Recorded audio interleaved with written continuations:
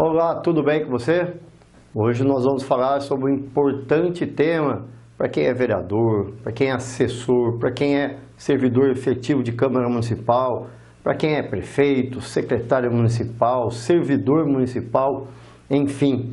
É um tema muito importante para todos aqueles que trabalham com a administração pública. Nós vamos falar sobre competência legislativa e administrativa. É um tema que interfere na gestão administrativa, no controle da gestão administrativa, no desenvolvimento das funções do vereador, da função legislativa, da função fiscalizadora, porque tudo que nós vamos ver aqui se encaixa em todos esses assuntos que eu te falei. E nós vamos começar então falando sobre a competência legislativa e administrativa com a definição do que é competência. Vamos ver? Competência, deixa eu sair aqui para você acompanhar aqui. Competência é a faculdade juridicamente atribuída a uma entidade, órgão ou agente de poder público para emitir decisões. Competências são as diversas modalidades de poder de que servem os órgãos ou entidades estatais para realizar suas funções. Essa aqui é a definição do jurista José Afonso da Silva, no seu livro sobre direito constitucional. Vamos pensar aqui no que ele está falando. Então, é uma faculdade juridicamente atribuída a uma entidade, órgão ou agente de poder público. Ou seja, primeira coisa, juridicamente atribuída. Essa faculdade tem que vir de algum local, de algum lugar, de alguma norma jurídica para atribuir essa faculdade a algum órgão municipal ou algum ente da federação, como nós vamos ver a seguir. E competências são as diversas modalidades de poder. Então, nós vamos ver, por exemplo, nós temos duas espécies de competência, né? A competência legislativa e a competência administrativa. Mas essa aqui é uma definição, vamos dizer, jurídica do que é competência. Eu gosto de falar o seguinte: competência é o que cada um pode fazer. Essa é uma definição bem simples, mas que traz uma complexidade nessa pequena frase. Por quê? Porque se você entender que a competência é o que cada um pode fazer, é o que cada ente da federação, a União, os estados e os municípios podem fazer, é o que o prefeito pode fazer quando ele tem a atribuição de enviar um projeto de lei para a Câmara Municipal, é o que o presidente da Câmara pode fazer, a mesa da Câmara pode fazer, os vereadores, falando da esfera municipal. E para você entender também o que é essa competência, o que é que cada um pode fazer, eu vou trazer um exemplo para vocês, alguns exemplos para vocês, fora da esfera jurídica. Vamos pensar o seguinte, se você gosta de futebol, esse exemplo vai facilitar. Vamos imaginar um jogo de futebol. Olha, o que o goleiro pode fazer? O goleiro pode fazer o quê? Ele pode pegar a bola com a mão dentro da área. Ele pode pegar a bola com a mão fora da área? Não. Se ele fizer isso, vai ser o quê? Vai ser uma falta. Vai ser marcado uma falta para o time adversário.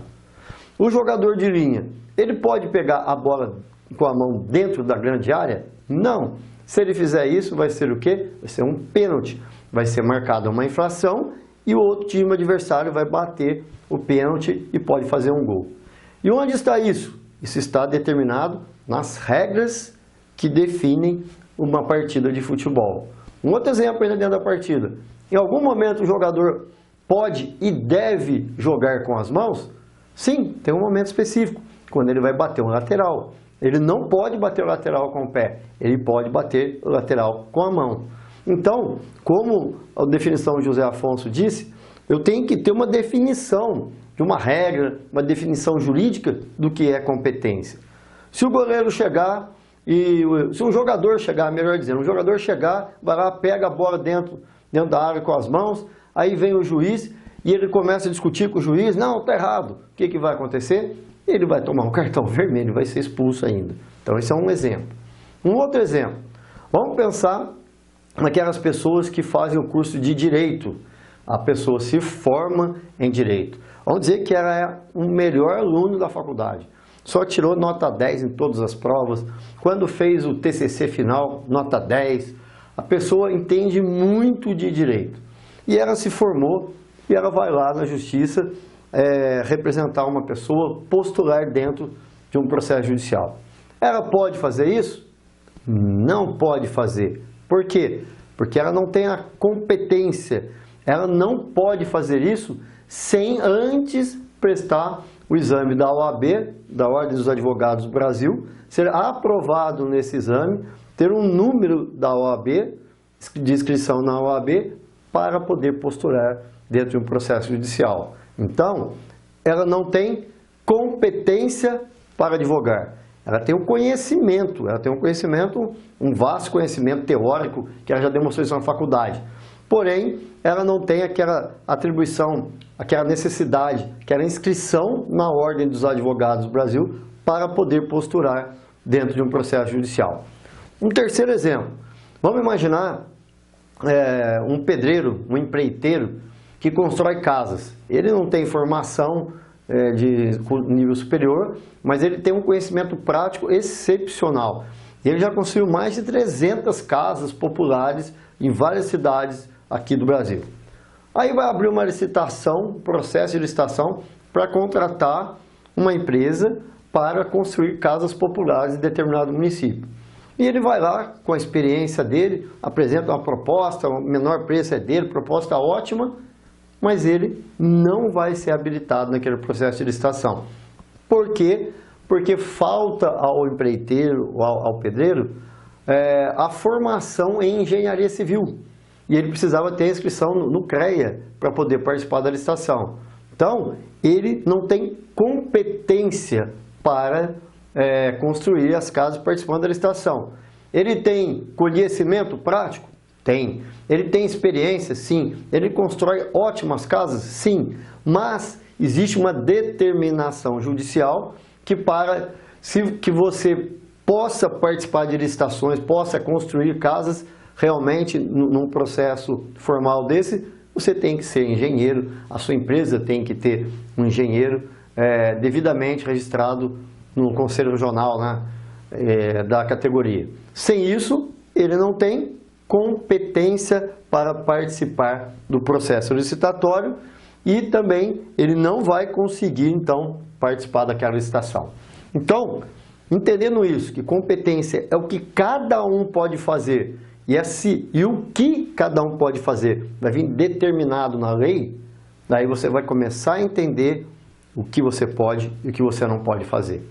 Vou dar um exemplo real para vocês, para ilustrar o que acontece quando você não sabe qual é a competência municipal, competência do Estado ou competência da União. Eu trabalhava na Câmara Municipal, na época, a Câmara Municipal de Roseira. Eu moro em Guaratinguetá, aqui no Vale do Paraíba. Ao lado temos Aparecida, Roseira e Putim. Eu já trabalhei nessas três cidades, Aparecida, Roseira e Putim. E eu trabalhava na época na Câmara Municipal de Roseira. E era ano eleitoral, e a juíza eleitoral responsável naquela época pelo processo eleitoral do município, de Aparecida, Putim e Roseira, ela decidiu fazer um encontro com os servidores da Justiça Eleitoral de Aparecida, lá no fórum, para fazer um bate-papo com prefeitos, candidatos a prefeitos, candidatos a vereadores, quem quisesse participar, para entender um pouco mais sobre as normas eleitorais. Bom, então chegou no dia do encontro, tinha bastante gente lá, foi no salão do júri do Fórum de Aparecida. A juíza fez ali uma explanação inicial e deixou o restante para os servidores, né, do cartório eleitoral de Aparecida. E eles foram falando sobre vários temas e chegou numa hora eles estavam falando sobre a possibilidade, né, dos candidatos fazerem carreatas nos municípios. Nesse momento, o então presidente da Câmara Municipal de Aparecida levantou a mão, pediu para poder falar, pediu a palavra, foi concedida a palavra para ele, e ele afirmou o seguinte: olha, aqui em Aparecida não vai ter carreata eleitoral, porque eu apresentei um projeto de lei aqui no município proibindo carreata eleitoral. Esse projeto vai ser aprovado, eu já conversei com os vereadores da Câmara, ele vai ser aprovado e aqui não vai poder ter carreata eleitoral. O que a servidora que estava fazendo a palestra disse para ele? Olha, presidente, na verdade, você não, aqui na Câmara Municipal, não pode proibir a carreata eleitoral, porque a competência para legislar sobre direito eleitoral é privativa da União. Então, a Câmara Municipal, ela não tem essa prerrogativa, essa competência para poder proibir carreata. O presidente teve uma reação destemperada, começou a falar alto lá, que absurdo, eu sou presidente da Câmara, eu mando aqui na Câmara Municipal, apresentei o projeto, não vai poder ter carreata aqui. Aí a moça educadamente afirmou para ele, não, é uma questão de competência. Ele simplesmente levantou da onde estava, eu vou embora disso aqui, que isso aqui ninguém sabe nada, não adianta nada, não vai ter carreata aqui porque vou aprovar a lei. E foi embora. Enfim, a lei foi aprovada? A lei foi aprovada. Teve carreata eleitoral naquele ano? Teve. Por quê? Porque a competência para apresentar um projeto de lei de cunho eleitoral é da União, não é do município. Então, não adianta nada eu criar uma lei na esfera municipal, sendo que a competência não é municipal, e isso vai acontecer o quê? Eu vou ter uma lei que é inconstitucional, uma lei que é ilegal, e não vai ser aplicada como aconteceu aqui. Então, por isso que é um tema importante você saber o que quais são as competências legislativas e administrativas, para que você que é vereador, você que é assessor, você que é prefeito, você que é secretário municipal, servidor municipal, poder entender e não cometer um erro, uma gafe, como o presidente da Câmara Municipal de Aparecida da época cometeu. E para a gente então entrar mais profundamente no tema aqui, eu vou falar um pouquinho para vocês sobre a questão da repartição de competência. O que é isso? A competência aqui no Brasil, ela é repartida entre os 3 entes da federação. Então, tem competências que cabem à União, competências que cabem aos estados e competências que cabem aos municípios. Tem também as competências do Distrito Federal, que são as do estado e as dos municípios. Mas eu não vou falar muito sobre essa questão do Distrito Federal.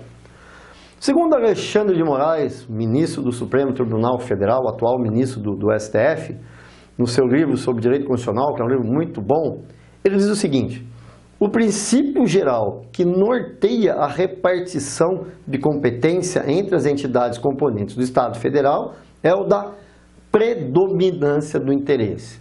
Ou seja, no momento que o Constituinte foi dar para cada um que pode fazer, olha, União, você pode fazer isso, olha, Estado, você pode fazer isso, olha, município, você pode fazer isso, foi levado em conta a questão, o princípio da predominância do interesse. E o que é esse princípio? O Alexandre continua falando.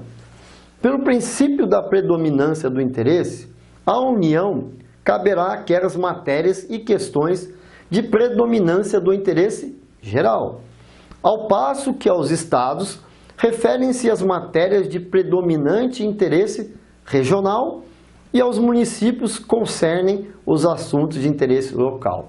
Ou seja, quando o Constituinte foi elaborar e dividir a competência para cada ente da federação, ele levou em consideração esse princípio. Então, para a União, qual é o interesse geral que interessa para todos os brasileiros, para todos os estados do Brasil? Essa competência. Qual é a competência que interessa ali para o estado, para cada estado de modo regional? Essa competência. E qual é a competência que interessa aos municípios, onde predomina o interesse local? É essa competência. Assim que foi dividida, foi repartida a competência pela Constituição Federal aqui no Brasil. Então, resumindo, esse quadro aqui é interessante, ele resume bem o que eu acabei de falar. Ente federativo, União. Qual é o interesse? Interesse geral. Um exemplo. No Brasil, cabe à União legislar privativamente sobre direito penal. Nós vamos ver depois o que é legislar privativamente. Mas cabe, então, à União criar leis sobre crimes. Só a União pode criar crimes no Brasil. Por quê? Há um interesse de que haja um crime, né, uma determinação do que é um crime para todo o território brasileiro, para que não haja diferenças regionais ou mesmo locais. Depois, para o Estado, no ente federativo Estado, interesse regional. Exemplo, o Estado tem a prerrogativa de criar regiões metropolitanas. Eu moro numa região metropolitana, que é a região metropolitana do Vale do Paraíba. Nós vamos falar especificamente um pouco sobre isso mais à frente. E depois, nós temos o ente federativo, que são os municípios, e o interesse é o interesse local. Aquele interesse está mais perto da gente, que é nós, na verdade, moramos no município. Então, qual é o interesse que é mais importante aqui para os munícipes, né? Para quem mora no município? E é com base nisso que foi repartida a competência legislativa e também a competência administrativa aqui no Brasil. E isso está onde? Na Constituição Federal, que nós vamos ver agora no próximo tópico.